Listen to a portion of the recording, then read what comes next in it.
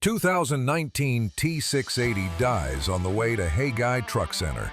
John Mason breaks it down. The fuel connectors were loose. I mean, they were like finger tight. That's what was really causing all the main problems. We had put test parts on a bunch of different things to check and make sure that none of those parts were bad. We ended up having to replace the fuel head. That was one thing that was bad. But in the end, after we replaced a few lines that were rubbed, they didn't look the best. We went ahead and replaced them with hard lines, such as this one. But it ended up being the fuel connectors were loose.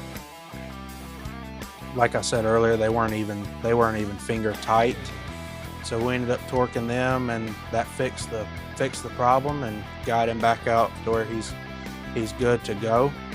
But I know one thing, it was a pain, but we here at Haggai, we're a good team, and when one of us needs help, one of us is always around to help the other. So we were able to get it going and get him back out on the road.